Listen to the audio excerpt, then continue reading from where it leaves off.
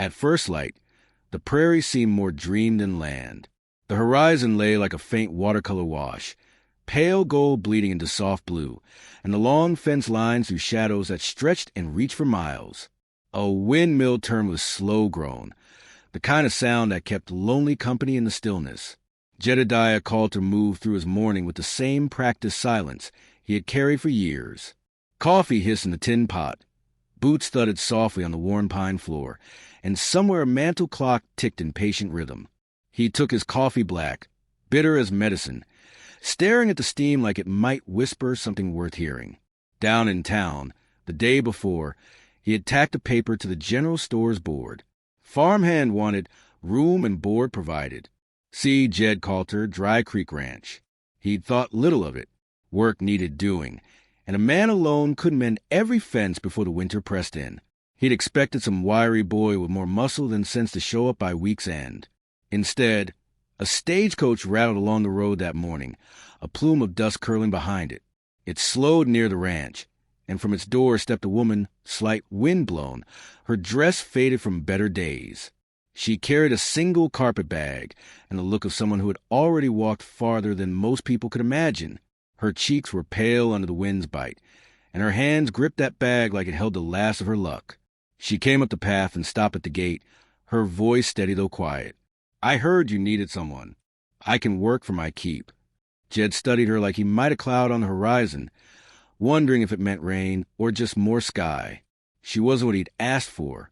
This was no ranch hand. This was trouble with delicate hands and a face that the prairie would eat alive. He shook his head. "I need someone to ride fence lines, fix gates, haul feed." "That's not—" He stopped himself, thinking she might already know what he meant. Her chin lifted, just barely, and something stubborn lit in her eyes. "I can work," she said again. Jed felt a twinge of something, maybe guilt, maybe just the cold settling in his bones, and he turned away. "Ain't looking for a lady to tend my curtains," he muttered. She stood a moment longer, then turned, her boots crunching in the frost as she headed back toward the road. She didn't make it far. Halfway to the gate, her steps faltered. She caught the post with one hand, the bag with the other, and leaned as though the weight of the morning might tip her right into the dirt. Jed was at her side before he thought about it. Up close, he could see the tremor in her fingers, the way her lips pressed tight to keep them from shaking. "You eatin' today?" he asked. She didn't answer, which was all the answer he needed. He sighed, feeling that old reluctant tug in his chest, and gestured toward the house. "Come on in. Just supper. Then you can be on your way." Inside, she moved as if afraid to disturb the air itself. She sat at the small table, eyes flicking over the bare shelves and the heart's weak fire. When the food came, bread, beans, and the last of the salted pork, she began slow, like someone tasting memory, then ate steady, careful, until her plate was clean. Jed leaned back, arms crossed, watching her. She didn't speak between bites, and neither did he. The ticking clock was the loudest thing in the room. When the plates were empty, she looked around again, her gaze settling on the plain walls, the cold corners. "What's the use of a house without a bit of warmth in it?" she asked softly, almost to herself. Jed pretended he hadn't heard, standing to take the plates to the basin. Outside, the wind picked up, rattling the window panes. Somewhere deep inside, he felt it, like the sound of a door half-hinged, ready to swing open or shut. Jed told himself it was only until she found another place.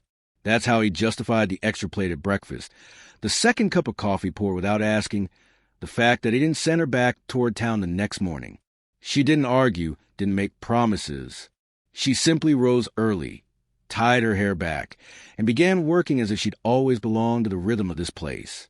The first days, she kept the house, sweeping the floors, hauling water from the well, coaxing life back into the old stove. The air inside began to smell faintly of bread instead of dust, and the evenings were warmer, not because the fire burned hotter, but because the silence between them had softened. It wasn't long before she stepped past the porch and into the work Jed thought she couldn't handle. He found her out by the chicken coop one morning, sleeves rolled, hammer in hand, replacing boards without waiting for a say-so. At first he grunted and told her there were better ways to spend her time, but when she caught her finger between hammer and nail, she only sucked her breath, shook it off, and kept going. That grit was harder to dismiss than any words she might have spoken. Soon she was riding fence lines beside him, learning to spot a sagging post or a break in the wire. She didn't complain when the wind bit through her coat. She didn't flinch when a horse shied under her. She learned by watching, and sometimes he caught her watching him. In small, unspoken ways, they began trading kindness. She mended the frayed cuffs of his work shirts in the evening light. Her head bent, needle glinting like a firefly. He left her the last piece of pie, without comment. On the porch at night, they sat with coffee mugs cooling in their hands, saying nothing as coyotes yipped far off in the dark. But the world beyond Dry Creek Ranch had a way of slipping in. A trip to town for supplies brought stares and whispers that followed them down the boardwalk. Clara felt it first, a pause in conversation when she stepped into the store, the sideways glances over barrels of flour. Outside, Elias Boone leaned on a hitching post and said to Jed, "Heard you hired yourself a mail-order bride." His tone carried more smirk than question. Clara's hand tightened on the sack of coffee beans she held, her gaze fixed on the wagon. She didn't speak the whole ride back, and Jed didn't know whether to explain or let the silence keep its peace.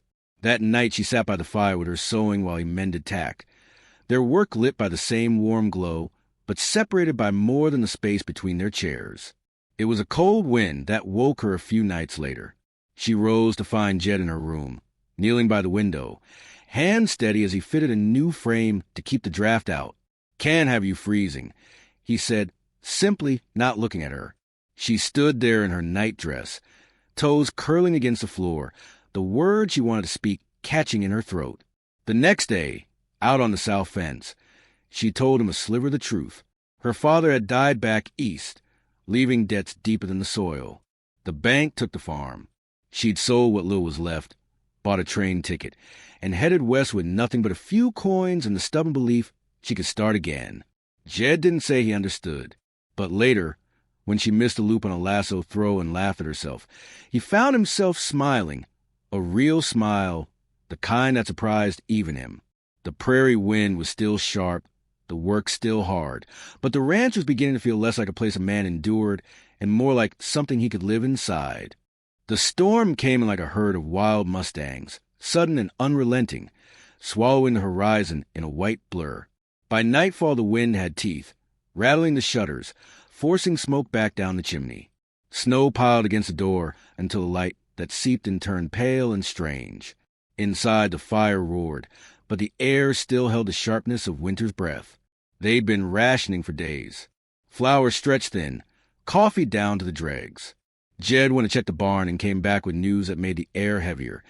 Elias Boone had stopped by, saying folks were talking, that Clara was using Jed, that she'd be gone come spring, leaving with nothing but an emptier house. Jed brushed it off in words, but the seed lodged somewhere deep, in that place where old doubts and older wounds were stored. After that, his voice grew shorter. She noticed. The space between their chairs by the fire widened. The chores they once done side by side began to split, she at the stove, he in the barn. Yet neither spoke of the change, as if saying aloud might make it permanent. On the third night, a crash came from the barn. Jed found the side gate busted open, snow already filling the gap, and his prize mare's tracks leading toward the canyon. Without thinking, he grabbed his coat, pulled his hat low, and went after her. The wind cut like a whip, snow blinding, ground treacherous underfoot. Somewhere behind him, faint at first, came the sound of another set of steps. Clara, she'd thrown on her shawl and followed. No saddle, no lantern, just determination, and the sound of her boots crunching into the drifts. Her cheeks were raw with cold, her hair whipping loose around her face, but she pressed on. Jed tried to send her back, but the wind stole his words. They found the mare at the canyon's edge, nostrils flaring, hooves skidding near ice. Clara moved in slow, speaking low and steady, each word a thread pulling the frightened animal closer. Snow gathered on her shoulders, her lips trembling but her voice unbroken. Inch by inch, the mare let her take the lead rope. By the time they reached the barn again, Clara's hands were numb, her steps faltering. Jed caught her before she fell, lifting her as though she weighed nothing at all. Inside, the heat from the fire wrapped around them both, but it was a look in her eyes that thawed something older, colder, in him. He set her down by the hearth, knelt beside her. "I thought I want a hand to mend my fences," he said, voice low, roughened by wind and something more. "Turns out I needed someone to mend the man living behind them." She didn't answer right away, only reached for his hand, her fingers fitting between his like they'd been there before and had only just come home. The days after the storm were hard, but different. Together they hauled what feed was left, repaired the breaks the wind had made, cleared snow from the roof. The silence between them was no longer an empty thing, but a space where something steady could grow. And when spring came, she didn't leave. Not because she had nowhere else to go, but because she had found somewhere she wanted to stay. The house no longer echoed. The walls seemed to hold the warmth of more than just fire. There was laughter now, the quiet rustle of shared mornings, the scent of bread baking. Out on the porch one evening, the prairie spread before them in gold and shadow. Jed spoke in that slow way he had when the words mattered. "Guess a man can build a house and still not have a home. Takes the right soul to make that happen." The wind rolled over the land, carried with it the scent of new grass and far-off rain. And maybe, just maybe, something like gratitude. You see, the prairie doesn't give a man what he asks for. It gives him what he needs, though sometimes it comes in worn shoes, with hungry eyes, and it will like iron.